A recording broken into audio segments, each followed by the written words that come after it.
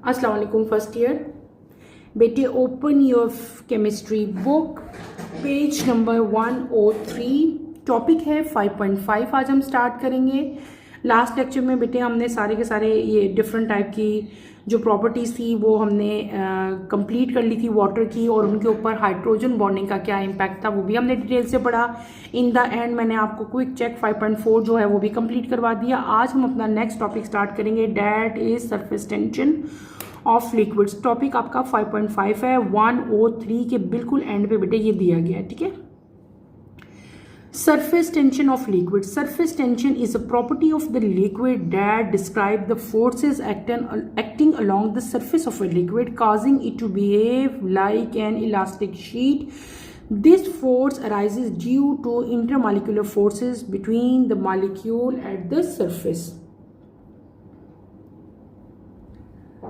Molecules at the surface experience a net force inward due to intermolecular forces, leading to a skin on the surface. Liquid tend to minimize their surface area due to surface tension, which is plain white droplets form spheres. Surface tension influences various phenomena such as capillary action, wetting of surfaces, and formation of droplets and bubbles. Surface tension बेटे मैंने आपको अगर आपको याद हो, जब हमने lost topic पढ़ा था तब भी मैंने आपको सरफेस टेंशन जो है वो डिटेल से बेटे पढ़ाया था, और मैंने आपको सरफेस टेंशन की डेफिनेशन भी जो है बेटे वो भी मैंने आपको राइट करवाई थी। आप लोगों को याद है ना, भूल गए हो? तो हमने जो है बेटे सारी ये डेफिनेशंस डिटेल से पढ़ी थी। उसके बाद हम लोग किस पे अपने नेक्स्ट टॉपिक की तरफ चले थे। मैंने आपको इसका सारा कुछ जो है वो क्लियरली मैंने आपको जो है वो एक्सप्लेन उस दिन भी कर लिया था। आज हम फर्दर पढ़ेंगे ताकि मज़ीद जो है वो क्लैरिटी आ जाए, आपको अच्छी तरह से जो है समझ आ जाए। टॉपिक हमारा है surface tension. Surface tension of liquid जो है हम स्टडी कर रहे हैं। सरफेस टेंशन बेटे लिक्विड की ऐसी प्रॉपर्टी है जो कि हमें डिस्क्राइब करी होती है, हमें बता रही होती है कि जो कोई भी लिक्विड है, कोई भी, सपोज मैं वाटर की बात करती हूँ, उसकी सरफेस के ऊपर कौन कौन सी फोर्सेस जो हैं वो एक्ट कर रही हैं, ठीक है, जो कि एक्ट कर रही है। और वाटर की जो सरफेस है, जो आपको ऊपर से सरफेस उसकी नज़र आ रही है, वो ऐसे बिहेव कर रही है जैसे कि वो एक शीट होती है, एक इलास्टिक शीट है। अगर आपने कभी पानी खड़ा हुआ कहीं देखा हो, कहीं मतलब पानी का स्टोरेज है, कोई पानी खड़ा है, तो आपको ऊपर की सरफेस देख के ऐसे ही लगता है जैसे पानी के ऊपर ना एक शीट बिछी हो। तो ये जो वाटर की प्रॉपर्टी है कि उसके ऊपर बहुत सारी फोर्सेस कौन कौन सी एक्ट कर रही हैं उसकी सरफेस के ऊपर, उसकी सरफेस की बात हो रही है, that is known as surface tension, ठीक है। उसको हम लोग क्या कहते हैं, किसी भी लिक्विड की जो है वो क्या हो जाएगी, उसकी सरफेस टेंशन हो जाएगी। तो हम लोग बात करेंगे यहाँ पे इन जनरली ज़्यादातर जो है वो हम वाटर ही की बात करेंगे कि जो वाटर का बेटे जो सरफेस टेंशन है वो क्या होती है कि वो किसकी वजह से होती है, ड्यू टू इंटरमॉलिक्यूलर फोर्सेस। यानी कि कोई भी लिक्विड है उसकी जो मॉलिक्यूल्स हैं उनके दरमियान में जो इंटरमॉलिक्यूलर फोर्सेस होती है उसकी वजह से एक फोर्सेस जो है वो अराइज हो रही होती हैं, और वही फोर्सेस जो है उन पे सरफेस टेंशन जो है वो डिपेंड कर रही होती है। सरफेस टेंशन को मैंने आपको उस दिन भी जो है डिफाइन किया था, मैं आज पे डिफाइन कर देती हूँ। अगर किसी स्टूडेंट की डेफिनेशन जो है वो स्किप हो गई है तो वो दोबारा राइट कर सकते हैं कि surface tension is the tendency of a liquid surface at rest to shrink into minimum surface area possible, ठीक है। सिंपल डेफिनेशन मैं आपको राइट करवा रही हूँ कि सरफेस एरिया जो है बेटे ये लिक्विड की जो लिक्विड एट रेस्ट होता है, यानी कि कोई भी लिक्विड आपका वजह से पड़ा हुआ है, उसकी एबिलिटी है कि वो श्रिंक कर जाए मिनिमम सरफेस एरिया में, ठीक है। दोबारा आप लोग राइट कर लो, मैं आपको लिखवा देती हूँ। Surface tension is the tendency of a liquid surface at rest to shrink into minimum surface area possible, okay. तो कॉमन इसकी जो है इंसेक्ट जो है वो भी वाटर की सरफेस पे फ्लोट जो आपको करते हुए नजर आते हैं। This is due to surface tension of water, ठीक है। सरफेस टेंशन जो है ये किसी भी लिक्विड की टेंडेंसी होगी किसकी, श्रिंक करने की, ठीक है। क्लियर हो गया। ये क्या होगी, हमारी डेफिनेशन होगी, मॉस्किटो जो can float on the surface of water due to high surface tension. ठीक है, अब आपको समझ आई। मैंने आपको पहले भी उस दिन भी एक आंट की भी एग्जांपल दी थी कि वो भी सरफेस के ऊपर जो है वो फ्लोट करती रहती है। इसी तरह मॉस्किटो की भी एग्जांपल यहाँ पे दी गई है कि मॉस्किटो जो है वो भी वाटर की सरफेस के ऊपर जो है वो फ्लोट करता है। क्यों? क्योंकि वाटर की जो सरफेस टेंशन है बेटे वो क्या होती है, वो बहुत हाई होती है। Molecules on the surface tension जो है दे एक्सपीरियंस नेट, जो मॉलिक्यूल्स हैं, जैसे कि हम वाटर की बात करें, वाटर के सरफेस टेंशन की बात करें, तो मॉलिक्यूल्स जो हैं वो क्या करते हैं बेटे, एक फोर्स जो उनके ऊपर नेट फोर्स क्रिएट होती है, उसकी डायरेक्शन जो है वो क्या होती है, इनवर्ड होती है। इनवर्ड डायरेक्शन जो है वो क्यों होगी, ड्यू टू इंटरमॉलिक्यूलर फोर्सेस। ठीक है, जिसकी वजह से वो वाटर के ऊपर एक लेयर बना लेते हैं, एक स्किन बना लेते हैं, एक सरफेस बना लेते हैं। इसी तरह देखो, अगर कभी आपने किचन में अगर सिंपल आपकी ड्रॉपलेट है या थोड़ा सारा पानी भी गिरा हो ना, आपने नोट किया होगा कि आंट उसके ऊपर से आराम से गुजर जाती है। जब पानी के ऊपर से आंट गुजरती है तो वो अगर ड्राई जगह पे भी बेटे आ जाए ना, तो ड्राई जगह गीली नहीं होती। इसका मतलब है कि आंट जो है वो तो गीली नहीं रही पानी के ऊपर से भी चल के। मॉस्किटो भी जो है वाटर की सरफेस के ऊपर बैठ जाता है और वहां से आराम से उठ भी आता है। ऐसे लगता है जैसे पानी के ऊपर ना एक सरफेस है, एक कारपेट बिछा हुआ है कि जो भी इंसेक्ट है वो उसके ऊपर बैठ रहे हैं लेकिन वो गीले नहीं हो रहे। ये क्यों है? This is due to surface tension of water. ठीक है, इसकी वजह से एक नेट फोर्स क्रिएट होती है इनवर्ट की तरफ, और वो नेट फोर्स क्यों क्रिएट होती है, वो क्रिएट होती है वाटर के जो मॉलिक्यूल हैं उनकी इंटरमॉलिक्यूलर फोर्स की वजह से। ठीक है, और उस फोर्स की वजह से वाटर की सरफेस के ऊपर एक स्किन जो है वो बन जाती है, और जिसकी वजह से ये इंसेक्ट जो है, जो मैं आपको बता रही हूँ, वाटर की सरफेस के ऊपर जो है वो खड़े रहते हैं। लिक्विड जो है इसकी जो सरफेस एरिया वो क्या हो जाता है, मिनिमाइज हो जाता है ड्यू टू सरफेस टेंशन। और यही वजह है कि जो ड्रॉपलेट्स यानी कि रेन के ड्रॉपलेट्स हैं या पानी वैसे गिर रहा हो, उनकी जो शेप है वो क्या हो जाती है, वो स्फेयर हो जाती है। ठीक है, सरफेस टेंशन जो है ये बहुत सारे फिनोमेना हैं उनको इन्फ्लुएंस करती है। कॉमन एग्जांपल कौन कौन सी हैं? कैपिलरी एक्शन है, वेटिंग ऑफ सरफेसेस है, और formation of droplets and bubbles. ये तब सब की सब एग्जांपल्स हैं किसकी, सरफेस टेंशन की। अब हमने क्या पढ़ना है कि वो कौन कौन से फैक्टर्स हैं जो कि सरफेस टेंशन को इफेक्ट कर रहे हैं। There are two main factors that affect surface tension. कौन कौन से हैं बेटे? एक है टेम्परेचर और एक है इंटरमॉलिक्यूलर फोर्सेस। तो surface tension typically decreases with increasing temperature. Strong intermolecular forces lead to higher surface tension. जैसे जैसे किसी भी बॉडी का, किसी भी मॉलिक्यूल का, किसी भी स्ट्रक्चर का टेम्परेचर इंक्रीज होता है, सरफेस टेंशन जो है वो क्या हो जाती है, डिक्रीज हो जाती है। इसी तरह जब किसी भी मॉलिक्यूल की जो इंटरमॉलिक्यूलर फोर्सेस हैं, किसी भी सब्सटेंस ले लो, एलिमेंट ले लो, कंपाउंड ले लो, अगर उनकी इंटरमॉलिक्यूलर फोर्सेस जो हैं बेटे वो स्ट्रांग होती हैं तो उनकी सरफेस टेंशन भी जो है वो इंक्रीज कर जाती है। जैसे कि मैंने कॉमन एग्जांपल आपको वाटर की दी थी कि वहाँ पे भी उसके जो मॉलिक्यूल्स हैं वहाँ पे क्या है कि इंटरमॉलिक्यूलर फोर्सेस उनकी स्ट्रांग होती हैं, जिसकी वजह से वाटर की सरफेस जो है एरिया, वो सरफेस टेंशन जो है बेटे वो हाई होती है। आगे आपकी बुक में बेटे एक टेबल दिया गया है जिसमें 3 डिफरेंट आपके पास लिक्विड हैं और आपको उनकी विस्कोसिटी और जो है विस्कोसिटी नहीं बल्कि सरफेस टेंशन जो है वो आपको जो है उन लिक्विड की दी हुई है एट 20 डिग्री। यानी कि अगर टेम्परेचर जो है वो 20 डिग्री हो तो उन सब की जो सरफेस टेंशन है वो क्या है, आपको वाटर है, ethyl alcohol, methyl alcohol, acetone, benzene, carbon tetrachloride, इन सब की आगे नंबर्स ये आपको सरफेस टेंशन दी हुई हैं। ये सारी की सारी आपने एज इट इज़ जो है वो याद करनी है। अगर आप यहाँ पे देखो तो सबसे ज़्यादा सरफेस टेंशन किसकी है, वाटर की, डेट इज 72.75, बाकी सबकी 20s की लाइन में है। ठीक है, और ये क्यों ज़्यादा है, क्योंकि वाटर के मॉलिक्यूल्स के दरमियान में स्ट्रॉन्गर इंटरमॉलिक्यूलर फोर्स होती है, और वो फोर्स कौन सी होती है हम डिटेल से भी पढ़ के आए हैं, हाइड्रोजन बॉन्डिंग। ठीक है, तो ये एक टेबल है, ये आपने जो है ये लाजमी याद करना है बेटे। और यहाँ पे इस जैसे ये टेबल लिखा है ना, यहाँ पे बहुत सारे देखो नाम भी लिखे हुए हैं लिक्विड्स के, ये नाम भी याद किया करो और इनके जो फार्मूलाज लिखे होते हैं ये भी याद किया करो। आपके पेपर में वैसे भी फार्मूले आ सकते हैं, right on the formula of the following, ethyl alcohol, methyl alcohol, acetone, benzene, carbon tetrachloride, या फार्मूलाज आ सकते हैं। आपसे क्वेश्चन पूछ सकते हैं कि इनके जो हैं वो आप लोग नेम लिखें, यानी किसी भी तरह से क्वेश्चन आ सकता है। आपका कंसेप्ट क्लियर होना चाहिए और आपको पता आना चाहिए। यहाँ पे आपको ये एक साइन दिया हुआ है, ठीक है। इस साइन का मतलब क्या है कि ये मल्टीपल्स हैं किसके, 10⁻3। 10⁻3 का मतलब क्या होता है, 1/1000, ठीक है। इसका मतलब क्या है कि ये जो आपको साइन दिया हुआ है ये क्या है, वैल्यू ऑफ वाटर है एट 20 डिग्री, और वो कितनी होती है बेटे, उसकी वैल्यू आपको बता दी है। यानी ये जो साइन है ना, इसका मतलब क्या है, ये वैल्यू है, और वाटर की वैल्यू हमने ऊपर पढ़ ली है, सरफेस टेंशन की वैल्यू कितनी है, 72.75, वही चीज़ आपको नीचे दी हुई है। नेक्स्ट टॉपिक आपका आता है विस्कोसिटी। विस्कोसिटी भी बेटे हम लोगों ने लास्ट टॉपिक में मैंने आपको डिटेल से पढ़ाई थी कि viscosity is the resistance by a liquid to its flow, ठीक है।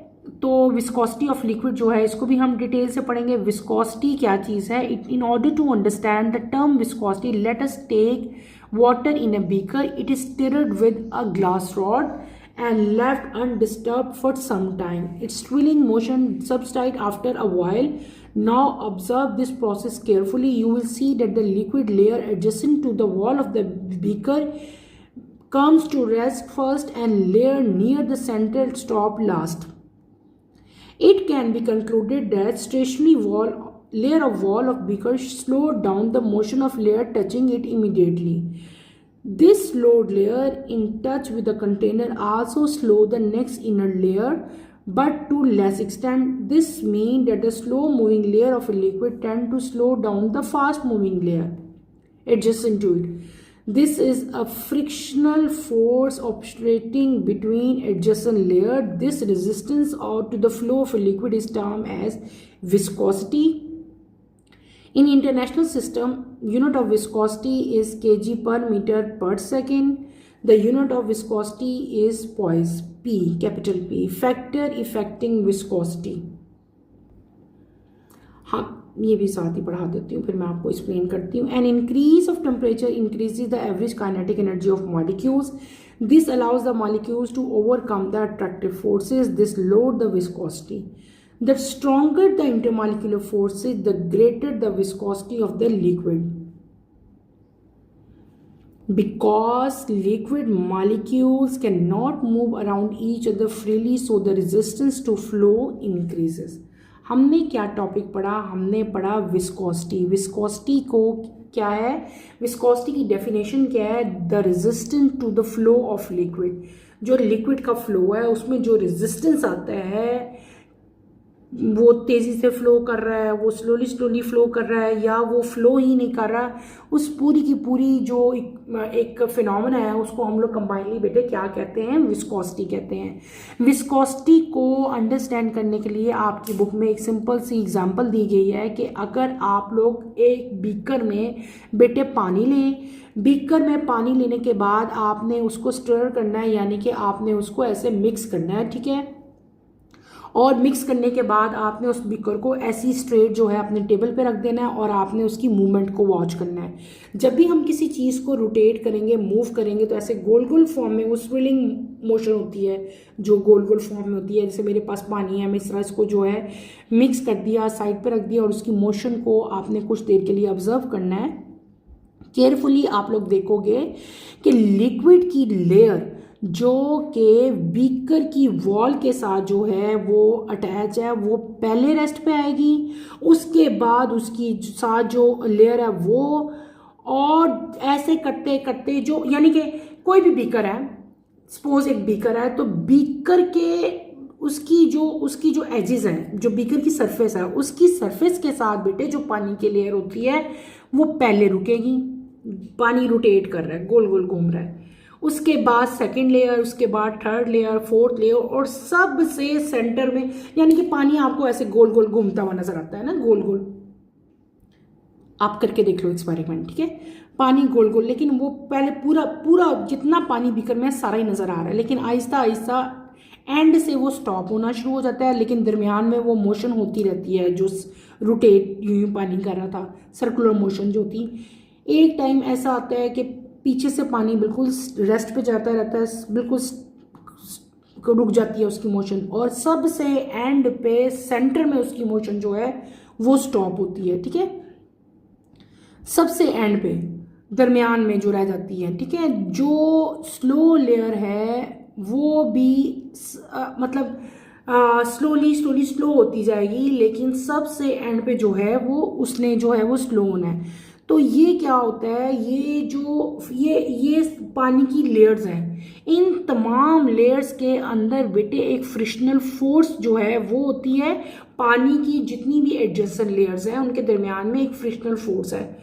तो ये जो फोर्स है, ये पूरा जो फिनोमेना आपने देखा कि पहले जो पानी आपकी बीकर की सरफेस के साथ टच हो रहा था, पहले वो रुका, फिर आहिस्ता आहिस्ता करते जो है बाकी सारा पानी जो है वो आहिस्ता आहिस्ता आपका रुकता गया। ये तमाम की तमाम जो है ये क्या चीज़ है, ये आपकी विस्कोसिटी की जो है एग्जाम्पल है। विस्कोसिटी को अगर डिफाइन करना है तो उसको हम लोग कैसे डिफाइन करते हैं, the resistance to the flow of liquid is term as viscosity. इसका यूनिट बेटे क्या है, kg/m/s इसका यूनिट है। और ये तो इसके सिंपल हम यूनिट्स है ना जब हम इसको लिखते हैं अपने और जो इसका CGS सिस्टम में इसका यूनिट है वो क्या है, पॉइज जो है इसका कैपिटल P के साथ आप लोग लिखोगे, पॉइज इसका यूनिट है। और दो मेन फैक्टर हैं जो कि विस्कोसिटी को इफेक्ट करते हैं। एक कौन सा है आपका टेम्परेचर और एक कौन सा है इंटरमॉलिक्यूलर फोर्सेस। जैसे जैसे आपका टेम्परेचर इंक्रीज होता जाता है, ठीक है, काइनेटिक एनर्जी मॉलिक्यूल्स की जो है वो भी इंक्रीज होती जाएगी, जिसकी वजह से आपकी विस्कोसिटी जो है बेटे वो क्या होती जाएगी, लो होती जाएगी, ठीक है। यानी कि टेम्परेचर इंक्रीज होने से विस्कोसिटी जो है वो डिक्रीज हो जाती है। दूसरी चीज़ क्या है, इंटरमॉलिक्यूलर फोर्सेस। इंटरमॉलिक्यूलर फोर्सेस अगर स्ट्रॉन्ग होंगी तो विस्कोसिटी भी जो है वो भी क्या होगी, आपकी ग्रेट होगी, ज़्यादा जो है वो होगी, यानी कि रेजिस्टेंस टू फ्लो जो है वो भी इंक्रीज हो जाएगा।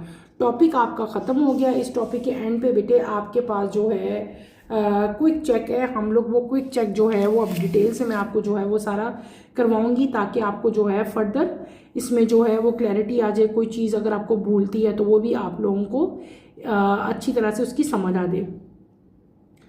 अगर आपको याद हो बेटे, हम लोगों ने जो बच्चे रूटीन में जो अगर मेरे से पढ़ रहे हैं तो बेटे हमने विस्कोसिटी अभी फिजिक्स के चैप्टर में भी हम लोग डिटेल से विस्कोसिटी जो है वो पढ़ के आए थे।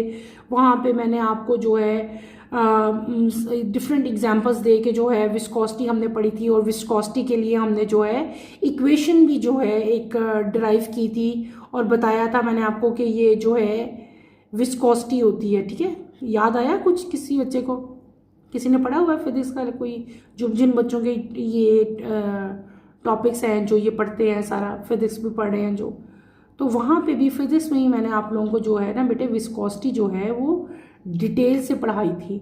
तो आज जो हमने विस्कोसिटी पढ़ी है वो हमने केमिस्ट्री की विस्कोसिटी पढ़ ली है। तो आप लोगों ने बेटे इसको जो है वो अच्छी तरह से पढ़ना है। सिंपल सा टॉपिक था जो मैंने आपको आज पढ़ाया है, इसमें कोई कन्फ्यूजन जो है वो नहीं आप लोगों को होनी चाहिए। हम अब नेक्स्ट टॉपिक की तरफ चलेंगे, डैट इज़ क्विक चेक, ठीक है। मैं आपको वो करवाऊंगी। आपने सरफेस टेंशन की सिर्फ डेफिनेशन करनी है, ठीक है। आज के टॉपिक में जो मैंने आपको करवाई डेफिनेशन करवाई, इसका थोड़ा सा हमने बिहेवियर पढ़ा, फिर हमने डिफरेंट टाइप के फैक्टर्स पढ़े, टेम्परेचर और इंटरमॉलिक्यूलर फोर्सेस, और आपको डिफरेंट टाइप के जो लिक्विड्स हैं उनकी हमने सरफेस टेंशन जो है वो वैल्यूज़ देखी। फिर विस्कोसिटी है, विस्कोसिटी पे भी दो ही फैक्टर थे, एक टेम्परेचर और इंटरमॉलिक्यूलर फोर्सेस। अब हम चलेंगे अपने क्विक चेक की तरफ। क्विक चेक में पहले मैं आपको क्वेश्चन समझा दूँ, देन मैं आपको बताऊँगी। पहला क्वेश्चन है, arrange the following liquid in increasing order of surface tension, give reason. तीन आपके पास जो हैं ये दिए हुए हैं आपको लिक्विड्स, इन तीनों का ऑर्डर बताना है आपने कि थोड़ी सरफेस टेंशन ज़्यादा और उससे ज़्यादा किसकी है, ठीक है। आपकी बुक में भी यहाँ पे जो है ये लिखी हुई है। एसीटोन है आपको दी हुई, और क्या दिया हुआ है बेटे, एसीटोन, इथेनॉल और मिथॉक्सीमीथेन। वो आपको नहीं, मिथॉक्सीमीथेन नहीं दिया हुआ, ये मैं आपको करवा देती हूँ। दूसरा पार्ट क्या है, why do you think tetrachloromethane has higher viscosity than chloroform but less than ethanol. ये आप बताओगे क्यों ऐसा है। Drugs have higher viscosity are not oxidise easily. Drugs की विस्कोसिटी जो है वो ज़्यादा होती है और वो ईजिली ऑक्सीडाइज क्यों नहीं होते। Viscosity of honey is higher than water, why. Which of the following is most viscous, glycerine और हेक्सेन। ये आपने सारे जो हैं क्वेश्चन हम लोग करेंगे एज यूजुअल, जैसे हमेशा मैं करवाती हूँ। आप लोग पहले क्या करेंगे बेटे, हेडिंग देंगे किसकी, क्विक चेक 5.5। हम यहाँ पे हेडिंग देते हैं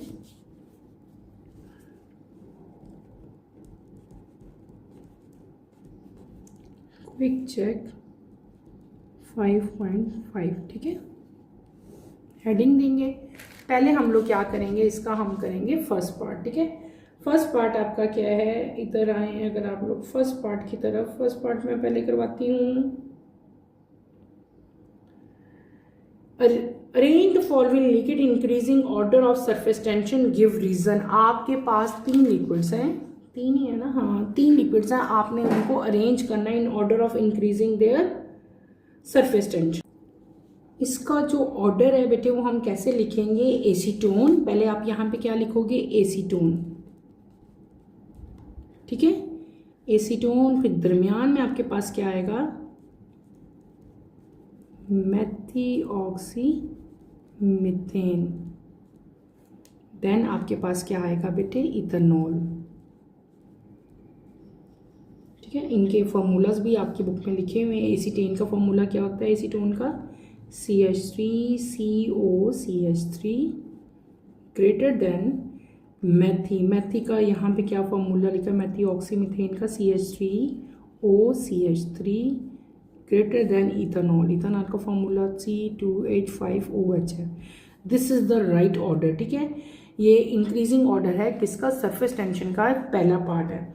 अब इसका उन्होंने आपसे पूछा हुआ है कि इसका आपने रीजन भी बताना है, तो इसका रीजन बेटे मैं आपको जुबानी समझा रही हूँ, आप लोग राइट खुद करेंगे। पहले है एसीटोन, ई भी आता है। एसीटोन के अंदर वीक डाइपोल इंटरेक्शन होता है, इसके अंदर हाइड्रोजन बॉन्डिंग नहीं होती, इसलिए इसकी जो सरफेस टेंशन है वो सबसे लो है। सबसे लो क्यों है, उसके 2 रीजन मैंने बता दिए। एक तो इसके अंदर हाइड्रोजन बॉन्डिंग नहीं है, और एक इसके अंदर जो डाइपोल इंटरेक्शन है वो क्या है, वो बहुत ज़्यादा वीक आता है। फिर आता है मेथिऑक्सीमीथेन। बेटे मेथिऑक्सीमीथेन जो है इसके अंदर डाइपोल इंटरेक्शन है, और हाइड्रोजन बॉन्डिंग जो है इसके अंदर नहीं होती। इसकी सरफेस टेंशन जो है एज कंपेयर टू एसीटोन जो है वो ज़्यादा होती है, क्योंकि डाइपोल इंटरेक्शन जो है यहाँ पे ज़्यादा है एज कंपेयर टू एसीटोन। फिर हम आते हैं इथेनॉल के अंदर सबसे ज़्यादा स्ट्रॉन्ग हाइड्रोजन बॉन्डिंग जो है बेटे वो प्रेजेंट है, ठीक है, ड्यू टू OH ग्रुप, ठीक है। इसके अंदर हाइड्रोजन बॉन्डिंग हो रही है ड्यू टू OH ग्रुप, जिसकी वजह से इन तीनों लिक्विड में सबसे ज़्यादा जो सरफेस टेंशन जो है वो किसकी है, इथेनॉल की, due to strong hydrogen bonding. Hydrogen bonding किसकी वजह से हो रही है, OH की वजह से हो रही है, ठीक है। तो सरफेस टेंशन जो है बेटे वो इंक्रीज होती है ड्यू टू हाइड्रोजन बॉन्डिंग। इन दोनों के अंदर हाइड्रोजन बॉन्डिंग नहीं हो रही, इसके अंदर हो रही है, इसलिए इसकी सरफेस टेंशन जो है वो सबसे ज़्यादा है। क्लियर। अब हम आते हैं अपने पार्ट बी की तरफ, ठीक है। पार्ट बी हमारा हमें क्या दिया, what do you think methane that this carbon tetrachloride has high viscosity than chloroform but less than ethanol, ठीक है। इसकी दो क्वेश्चन हो गए ना। पहले तो पूछा है कि जो टेट्राक्लोरोमीथेन है उसकी विस्कोसिटी जो है वो क्लोरोफॉर्म से ज़्यादा है, क्यों है, आपने ये बताना है कि जो टेट्राक्लोराइड है बेटे उसकी जो सिमेट्रिकल मॉलिक्यूल है टेट्राक्लोराइड यानी कि CCl4 की बात हो रही है, ये क्या है, ये सिमेट्रिकल मॉलिक्यूल है। इसके रीजंस हैं, सिमेट्रिकल मॉलिक्यूल है, दूसरी चीज क्या है, नॉन पोलर है, और दूसरी क्या बात है इसकी कि इसके अंदर जो लंदन डिस्पर्शन फोर्सेस हैं वो भी क्या हैं बेटे, ग्रेट हैं, स्ट्रॉन्गर कह सकते हैं, स्ट्रॉन्गर हैं, ठीक है। और इसका ड्यू टू इस लार्ज साइज भी इसका ज़्यादा है।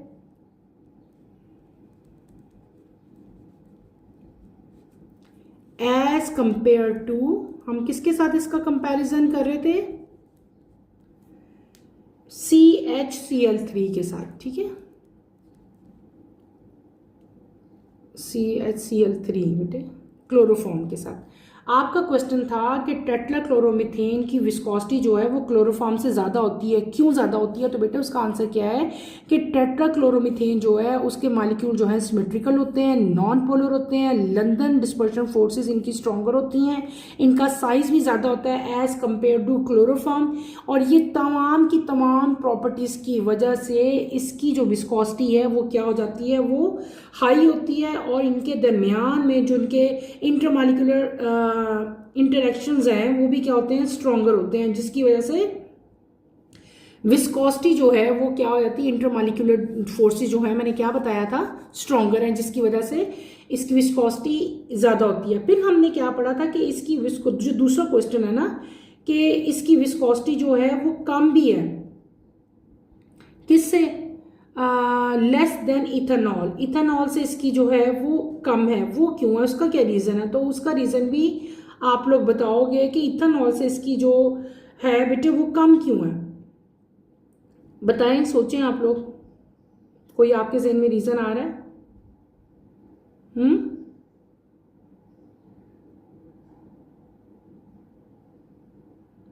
Any reason?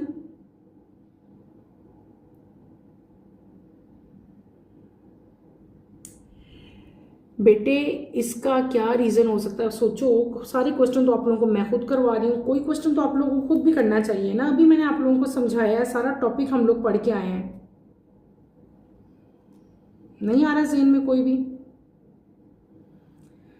एक पार्ट था कि जो टेट्राक्लोरोमीथेन है इसकी विस्कोसिटी क्लोरोफॉर्म से हाई होती है, क्यों होती है उसका रीज़न आपने लिखना था। दूसरी क्या चीज़ थी कि टेट्राक्लोरोमीथेन जो है उसकी viscosity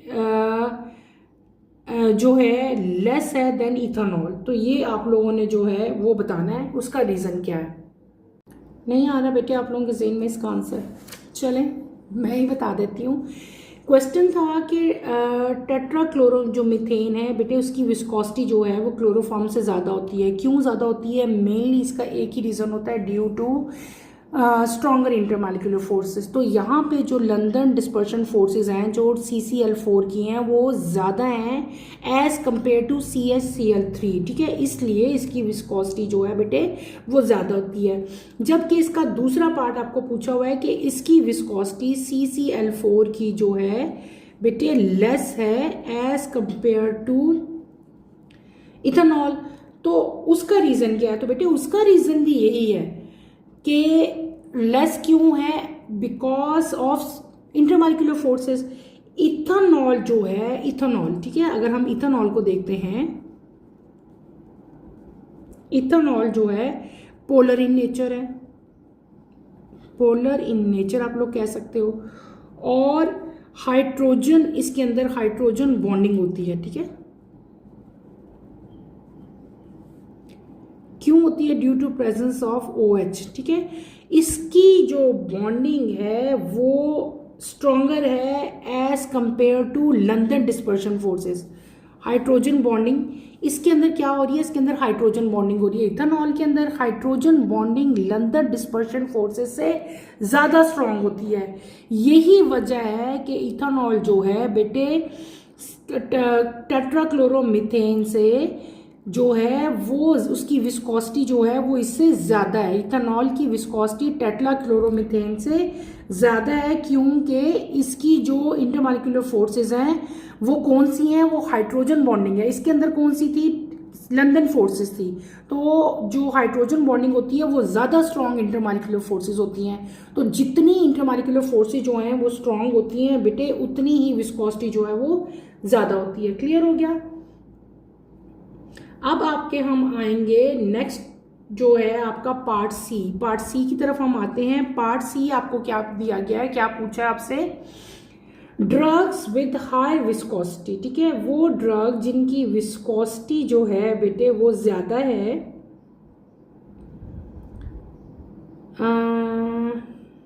drugs with high viscosity are not oxidise easily, justify.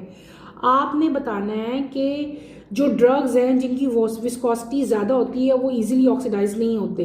ये अगर आपकी ये जो सेंटेंस है, ये जो बात है, अगर ये सही है तो आपने उसका रीज़न भी बताना है कि ये क्यों ऐसे होता है।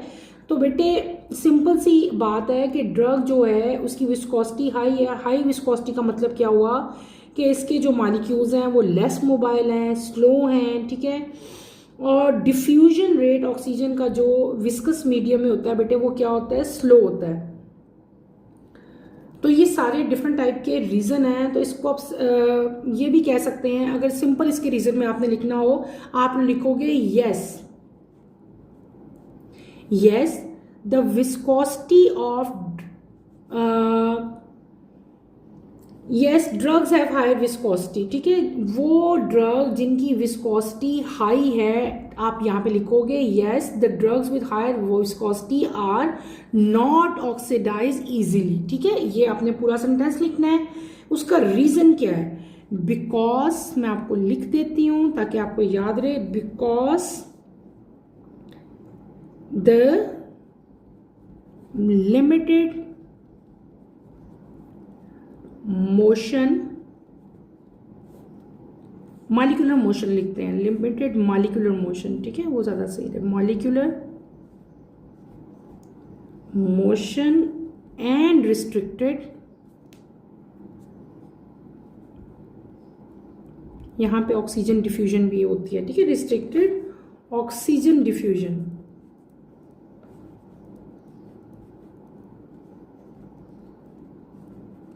Slow down the oxidation reaction।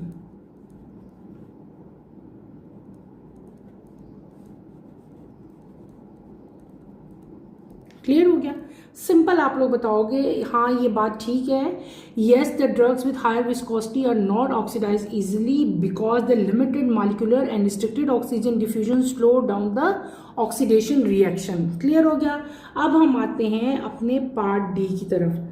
Part D आपका डी क्या है, the viscosity of honey is higher than water, why, reason बताना है आपने, ठीक है, इसका कि जो हनी की विस्कोसिटी है वो वाटर से ज्यादा है, क्यों। तो बेटे इसका रीजन आप क्या बताओगे, Honey contain large sugar molecules, Honey contain, अब आप खुद लिख लो, कंटेन लार्ज शुगर मॉलिक्यूल्स, इसके अंदर लार्ज शुगर मॉलिक्यूल्स प्रेजेंट होते हैं, पहला रीजन। और वो क्या बनाते हैं, दे फॉर्म एक्सटेंसिव, यानी कि बड़े बड़े, यहाँ पे जो है आपको बड़े बड़े जो है हाइड्रोजन बॉन्ड्स नजर आएंगे स्ट्रक्चर में, they form extensive hydrogen bonds, जिसकी वजह से उनकी जो इंटरमॉलिक्यूलर फोर्सेस हैं वो भी क्या हो जाएंगी,